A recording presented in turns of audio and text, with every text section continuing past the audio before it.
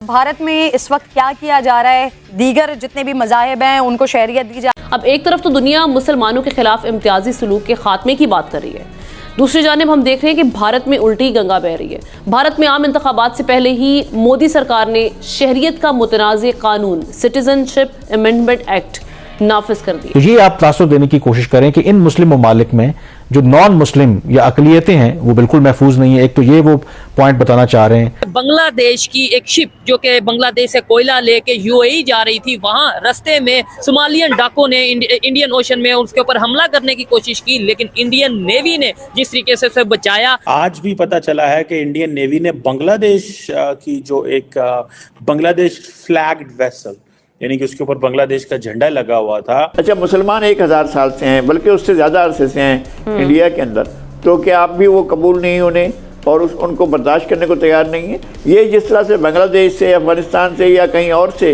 इसके साथ वो जो बर्मा में मुसलमान मुतासर हुए हैं उनको भी चाहते हैं कि ये निकल जाएं, जो आए हैं वहाँ पर वो उनको भी निकालना चाहते हैं। चीमा साहब, लद्दाख में इस वक्त 50-50 हजार फौज खड़ी है इंडिया की और चाइना की। इग्नी 5 का तजर्बा हो चुका है। चाइना ने लाइव एमिनेशन चलाया दूसरी साइड पे। ये कोयला लेके जा रही थी मोजम्बिक की तरफ, from Mozambique to the United Arab Emirates, और इंडियन नेवी जो है वो कहते हैं जी कि उन्होंने इमीडिएटली वॉरशिप डिप्लॉय किए। इसके साथ उन्होंने एक और काम शुरू किया कि नेशनल रजिस्टर ऑफ सिटीजन्स, ये एक उन्होंने कैंपेन जो आसाम से शुरू हुई थी, कहते हैं पूरे भारत में लागू करेंगे। उसका मकसद ये है कि आइडेंटिफाई करें ऐसे तमाम इलीगल जो इमिग्रेंट्स हैं वो भी खड़े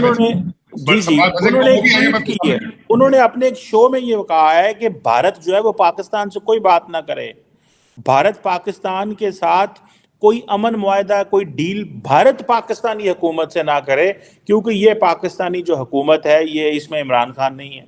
ताड़ साहब, ये लोगों को इतनी अहमियत देनी चाहिए हमें। आपने कहा कि इनके नायकॉप और इनके कार्ड और पासपोर्ट जो है वो कैंसिल होने चाहिए, कि जो लोग इस तरह की बातें करें। भारत के साथ हमारा क्या मसला है वो नरेंद्र मोदी और शहबाज शरीफ या भारतीय सरकार या पाकिस्तानी सरकार बाद में देख लेंगे, लेकिन IMF के सामने जाते हैं, पैसे ना दो, इंडिया को कहते हैं कि पाकिस्तान से बात ना करो। एक चीज यूरोपियन यूनियन पे ट्राई कर रहे हैं, उनको भी उनको भी कहते हैं कि इनको GSP प्लस स्टेटस लें इनसे। और मैं आपको ताड़ साहब, मैं बहुत सारी चीज़ों का अमूमन बहुत सारी इंफॉर्मेशन होती है, तो मुझे भी थोड़ा एहसास है कि ये उनको बहुत सारी जाके चीज़ें PTI वाले बताते रहे हैं। ताड़ साहब, ये इससे क्या मिलेगा? ये बात अगर कहेंगे कि जी भारत पाकिस्तान से बात ना करे, मोहित पीर, नरेंद्र मोदी मोहित पीर ज़्यादा की सुनेगा? ये यहाँ के क्या आप समझते हैं? चीमा साहब, मोहित पीरजादा साहब ये वही साहब हैं। सबसे पहले तो मैं बताना ही चाहूंगा कि इन्होंने ये पिछले दिनों में इन्होंने सबसे पहले तो उन्होंने कहा था कि मेरे बाप को पाकिस्तान में रहना ही नहीं चाहिए था। डाउ मेडिसिन करने के बाद MBBS करके उन्हें 1950s में कहीं चले जाना चाहिए। तो बल्कि एक और बात है कि डॉक्टर साहब खुद पाकिस्तानी सिटीजन नहीं है, तो वो अब आ चुके हैं बाहर। दूसरा, इनके ऊपर एलिगेशन, मैं वो क्या उसका बात बताऊं स्टोरी। डॉक्टर साहब के अपने मिडिल ईस्ट के अंदर इनके वाले साहब बीमार थे और जो हॉस्पिटल की स्टोरी मौजूद है, अगर देखा जाए तो फिर उसके बारे में बात क्या करनी मैंने। लेकिन चीमा साहब, जो मुझे अफसोस है कि आप जो बात कर लें, लेकिन एंटी स्टेट पाकिस्तान, आप पाकिस्तान के सिस्टम को क्रिटिसाइज कर लें, पाकिस्तान के गवर्नेंस को क्रिटिसाइज कर लें, लेकिन जो एंटी स्टेट, खासकर एटॉमिक एसेट्स के ऊपर बात ये करना और फिर गलत अफवाह उड़ानी, ये एक ज्यादती है। और मैं समझता हूं बिलखसूस मैं पहले भी इस हक में नहीं था चीमा साहब कि ये जो टाइम स्क्वायर पे जाके खड़ा होकर न्यूयॉर्क में प्रोटेस्ट एंटी पाकिस्तान नारे लगाने पे, और फिर जाके IMF ये एंटी पाकिस्तान नारे लगा रहे हैं, वो गलत बात चीमा साहब, गलत बात। देखिए, और तीसरा, इनको यही नहीं पता कि IMF doesn't work like it, ऐसे काम वो नहीं करते। और मैं डॉक्टर साहब की अपनी इंफॉर्मेशन, इनको ये नहीं पता। चीमा साहब, लद्दाख में इस वक्त 50-50 हजार फौज खड़ी है इंडिया की और चाइना की। इग्नी 5 का तजर्बा हो चुका है। चाइना ने लाइव एमिनेशन चलाया दूसरी साइड पे, दूसरा कराकरम रीजन के अंदर उन्होंने लाइव एमिनेशन चलाया। फिर उनका फॉरेन ऑफिस ने शिकायत की है जो नई टनल का इफ्तिताह मोदी साहब ने किया है, लेकिन ट्रेड चल रहा है उनका आपस में। डॉक्टर मोहित यूसुफ को ये नहीं पता इस वक्त स्टेटें इंटरेस्ट, अपने फाइनेंशियल इंटरेस्ट बेस्ड डिसीजन ले रही है। मसाइल भी साथ चल रहे होते हैं, लेकिन अपने इंटरेस्ट बेस्ड अपने डिसीजन ले रहे होते हैं। डॉक्टर साहब को ये नहीं पता। आज भी पता चला है कि इंडियन नेवी ने बांग्लादेश की जो एक बांग्लादेश फ्लैग्ड वेसल, यानी कि उसके ऊपर बांग्लादेश का झंडा लगा हुआ था, उसे सोमालिया की कोस्ट के करीब जो है वो बचाया है।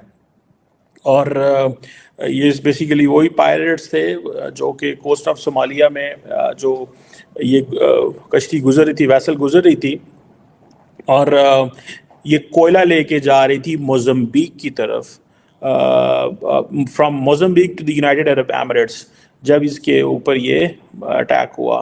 और कहा यह जाता है कि जो इंडियन नेवी का मिशन जो है वो डिप्लॉयड था यहाँ पे, और उन्होंने एक डिस्ट्रेस कॉल को आंसर किया और वो वहाँ पे पहुँचे। और इंडियन नेवी जो है वो कहते हैं जी कि उन्होंने इमीडिएटली वॉरशिप डिप्लॉय किए।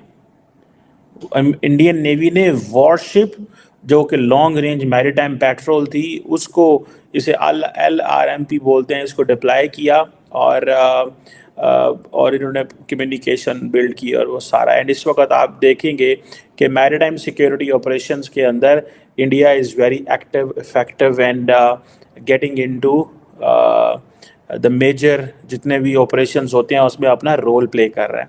कल भी मैंने आपको बताया था that why China is not playing its role and not responsibility in the Red Sea area, और ये जो सारी है, एंड इंडियन नेवी है वो ये क्यों कर रही है, ये क्वेश्चन था ना कि क्यों कर रही है। और ये आपको पता चलेगा कि आइंदा आने वाले दिनों के अंदर कॉन्टीन्यूसली इंडिया जो है वो इस तरह के ऑपरेशंस में रोल प्ले करेगा। चीमा साहब, आज इसके हवाले से एक और बात भी करना चाहूँ। आज की रिपोर्ट है, बल्कि BBC की रिपोर्ट है, मेरी रिपोर्ट नहीं है। उन्होंने कहा कि यूके के अंदर इस वक्त पाकिस्तानी सबसे ज्यादा अनएम्प्लॉयड है, और उनमें सबसे ज्यादा 16 से 25 साल के जवान लड़के और खवातीन सबसे ज्यादा अनएम्प्लॉयड है। पाकिस्तान पे तो हम ब्लेम करते हैं, ये पढ़े लिखे नहीं है, एनवायरमेंट नहीं है, स्कूल नहीं है, गुर्बत है। तो ये यूके में जो तीसरी जनरेशन बैठी है वो, और उसी तरह के मिलते जुलते लोग आज भी IMF के सामने भी खड़े,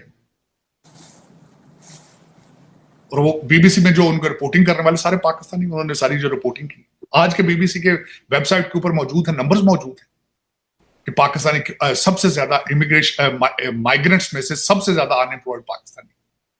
तो चीमा साहब, ये हकीकत उसमें जी क्यों ये पारट साहब, इंडिया तो बरतानिया के साथ फ्री ट्रेड एग्रीमेंट कर रहा है, वो नेक्स्ट लेवल की बातें सोच रहा है। इंडिया तो अमेरिका, अफगानिस्तान, बरतानिया के साथ जो फ्री ट्रेड एग्रीमेंट की एक ही पॉइंट है कि हमारे लोगों को मजीद आने दें और हम काम करें आपके साथ।